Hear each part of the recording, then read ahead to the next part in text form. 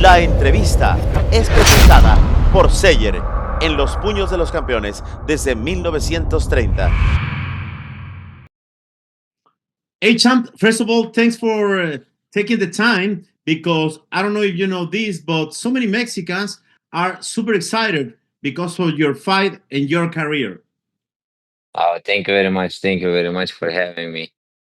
When I started following your career, you remind me Triple G because he mentioned at some point that he have the Mexican style, and I can tell that you have a Mexican style and maybe a Mexican balls. You're a warrior. Yeah, yeah. When I was a kid, I was growing up, I was watching Mexican because they have like toughness, the will, to go to the wars. And I love to be in the war, so I love Mexican boxing. Like Julio Cesar Chavez, was my favorite of Mexicans. When you think about your career, you surprised the world, of course, not only in the amateur 2016, but now as a pro, 15 and all, 9 knockouts. And to be honest, one of the best styles that I ever saw. I enjoy your fights. So, how can you define this moment in your career? You're super young, but still, you have a great career. Define the moment that you're living now in your boxing career, please. I would love to be more active. I love to fight, every like back in the days, like in 80s, 90s, everybody fought like 3, 4 months, 2, 3 months, every single 2, 3 months. So I would love to be active because I only have like 15 fights. So I want to be active and fight as often as I can, because I love the sport, I love the boxing, and I want to be a better. And to be a better, you need to go through the fights. Definitely, definitely. When you talk about legends and big names in boxing, how's the feeling? Because yesterday we lost George Foreman. I met this guy. I watched the fights, the movies, whatever, and I met him personally. Uh, how what about your feelings with this losing? I mean, with this loss, he's one of the biggest fighters ever.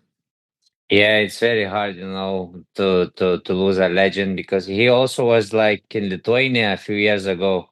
Yeah. He visited my country, yeah, because he fought like one Lithuanian guy. So yeah, he's like a superstar, and it's a sad, sad, sad day for everybody, and for boxing. When you think about your own Ennis boots, some people believes that Imantas Stanionis is super quiet, is very respectful, and sometimes boots cross the lines. Do you believe? Do you agree that sometimes your opponent is talking too much?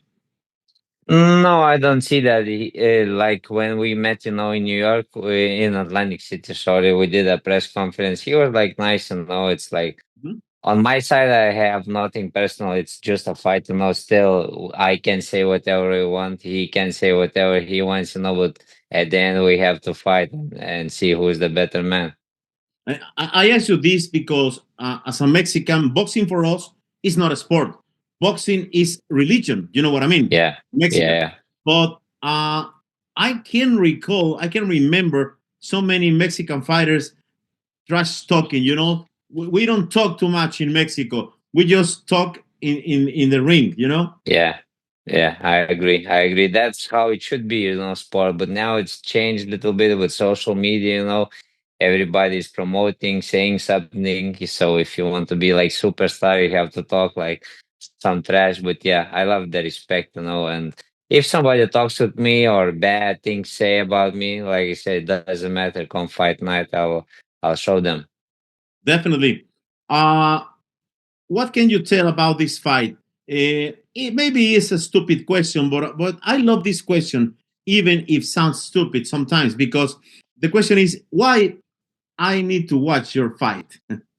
Why? Because I will bring the heat, I'll give my all my heart, for the fans, for everybody, I'll come to fight. So it's important. It's for unification, and Ring Magazine. So it's a big fight for me, especially for my country. We never had world champion, so I became first, and now I'm unifying title. So it's a great and big celebration for my country. Everybody will wake up around like 5 a.m. in the morning and watch my fight. So it's a big pressure on me, but I like it. When you think about your country, I have a good friend from Lithuania, Egis Klimas. He's a super close friend. Oh, yeah, I know him. Yeah, he's super nice guy with me. But uh, you can tell that in a country with no big tradition in boxing, you can be a national hero in Lithuania. Yeah, for sure. I want to give like young generation and the kids to show that everything's possible when you put your hard work, sacrifice and discipline. Because when I was growing up, there was only amateur boxing. We don't have we never had like professional boxing, so I never had to somebody to look up to. That it's possible to go to America. But when I was a kid, I had a dream like to go to America because it's like all the big fights in Las Vegas, Atlantic City. Also back in the days, it's like it was my dream. I don't know why, but I said I will fight in America one day, and sure enough, I was fighting here all my career. Yeah. When you mention Las Vegas, by the way, I live here. Uh, Okay.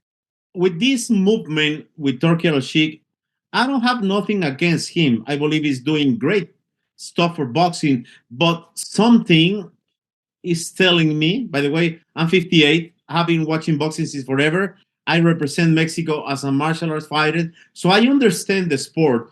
But something is telling me that Vegas is gonna be forever the capital, the mecca of boxing, no Saudi Arabia. Again, I don't have nothing against this movement. I appreciate the efforts for boxing, but nothing compared with Vegas. What do you think? Yeah, I agree. You can't compare nothing good to Vegas. Vegas vibes. It's all the legendary fights was in Vegas, and it's like capital of boxing, Vegas. So I don't think it's going to change. Like Dana White is coming, and he said like he wants to do the boxing, change boxing, but in it make more popular in United States. So I think Vegas is the where it's going to stay. Yeah. Let me ask you this: in Mexico, I can tell maybe 99.99% of the fighters they came from the poverty. You Yeah. know, Eh, how is this thing in Lithuania? Because in Mexico, I mean, you need to fight for living and you need to fight for your food, so it's difficult. What is the situation with boxers down there in Lithuania?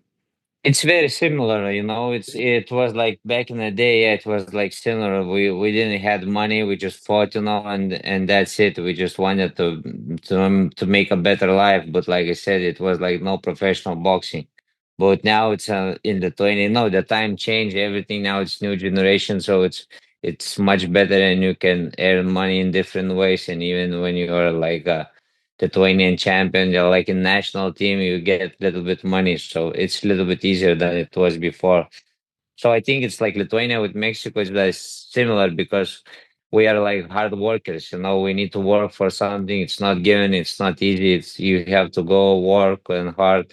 And to like my mom also, she was working hard, go to another country, to make money. We wasn't like poor. We had food Yeah, and everything, what we needed. And my mom supported me as much as she could, and my grandparents also helped a lot. So we were like everything was okay. But every time you want something better for the next generation, for the kids, yeah, it's little by little, step by step. Manta, what is the biggest sacrifice? Not only your personal sacrifice, but you mentioned your mother. So, what is the biggest sacrifice of your mother in order that she can help you? She can give you the support to be here, and your biggest sacrifice, please. Yeah, I think the biggest sacrifice, leaving my country, leaving my friends, my coach from Lithuania, he's going to come to the fight, but only to the fight. So I train in Lithuania, but then I go to Los Angeles to train with Marvin Somodio. I have camps here because in Lithuania we don't have like sparring because I spar like middleweights, light heavyweights, cruiserweights, and heavyweights. So I need my weight. There is no much in Lithuania. So also, my wife, she supports me a lot. Like she said, just go and do your job. She knows that boxing is my first love, and she just, supports me where she can because I'm getting a kid now. Kid is coming anytime. So it's like big sacrifice, I have to be here and she's alone also. So yeah, it's tough, but the toughest thing is like 10-hour difference, because when I wake up, I make some calls and then I go training and then I come back and everybody's sleeping. And then I go to sleep and the morning again, it's like we have little talk. Beautiful, beautiful. So many fighters, they couldn't make it for the baby born, whatever. So they need to sacrifice almost everything. I don't know if you know this, but my brand is no puedes jugar boxeo. It means you can play boxing because there's no way that you can play this sport. It's a No. sacrifice, right? And it's a Yeah. dangerous sport. Yeah, I agree. It's no play. You can play other sports, but not boxing. It's like it's tough sport. Honestly, it's tough. If somebody asks me if I should do this for a living, I don't know. I would do this again, yeah, because I fell in love, with boxing, and Yeah. boxing gave me everything and made me who I am. The hard times, the good times, it's all of this. But I don't know. I don't recommend everybody to go. It's like you have to be all in. You can't be one leg in, one leg out. You have fully commit to the sport, and it's lonely sport. Definitely, 100%. Uh, how can you define this fight against Ennis? Matas Stanionis against but Ennis. How can you describe this fight? It's a big fight, He's number one, I'm number two. We are fighting, for number one spot. So it's big motivation. It's like nobody wanted to fight me. So I asked my team, if they can make a fight because I know Ennis wants to fight and he is also, a tough fighter and he wants the challenger. So we are two undefeated young fighters who wants to challenge themselves. And I love the competition of the sport. That's my main thing. Definitely. Let me ask you two more questions because they told me that you are really busy with so many interviews. But you're training in LA, right? In California. Yes. Okay. So have you ever tried Mexican food? Mexican. We have Mexican restaurant in Lithuania, and the real Mexicans open it. So yeah, and his name is like Canela. So yeah, the restaurant name is Agave. So yeah, we have food. Yeah, I like it. Nice. So let me learn something from your country. In Mexico, let's say tacos, pozole. I mean, tacos can we can tell that is the most famous food around the world. What is the plate from Lithuania that I need to eat? It's basically cepelini. Cepelini is like potato with meat or with cottage cheese. You can choose, So it's like main thing in Lithuania. Everything is like basically from potatoes, and we have like good soup also. It's called šaltibarščiai. It's also very good. You have to try. When you come in, call me. I'll show you around. You can bet. I will do it, and I'm gonna tell Okay. these climas that we need to be together. Finally, again, let me tell you that I admire your career. I heard that you love Mexico, you love the Mexican style. So that being said, please send a message to the Mexican fans because I don't know if you understand this, but without Mexican fighters and without Mexican fans, boxing could be dead because Yeah. you know what I mean. So, what can you tell to the Mexican fans? Like I said, when I was growing up, I was watching Mexicans, and Mexican supporters are the best. Everybody comes, they root for their fighters, they support. Doesn't matter you win, you lose, they always have your back. So it's beautiful, what the country is doing for the fighters, and they have this in the blood. I think the Mexicans, when they grow up, it's the boxing is basically in the blood. So yeah, I love Mexican fans. They cheering all day, always, and they when they cheer, you want to give the fans more exciting fights. So Okay, so you can tell that you're gonna offer on April 12th a fight with a Mexican style. yes, yes, yes. Okay, so close with this. Please do this. Say, "Viva México, cabrones." Viva Mexico, cabrones. I know a little bit Spanish. Yeah, I So, learned few words. Yeah. which one? No, like, ¿cómo estás? Muy bien. Tortuga, vamos. Yeah. Hey, Stanionis, I love your style, your soul. I admire your career, and I have been watching boxing since I was like 4, so I'm 58. Oh, wow. And I call like almost 1,000 fights as a Spanish lover blow. So let me tell you something. You have a good soul. Please be humble always, and don't forget Always. about God, because my other brand is God in my corner, Dios en mi esquina. Don't forget that if you have God in your corner, everything it could be possible. Okay, thank you very much. Thank you a lot. Thank you, my friend. See you April 12th. Yes, see you. Bye bye. Viva Lituania. No Puedes Jugar Boxeo fue presentado por SEYER en los puños de los campeones desde 1930.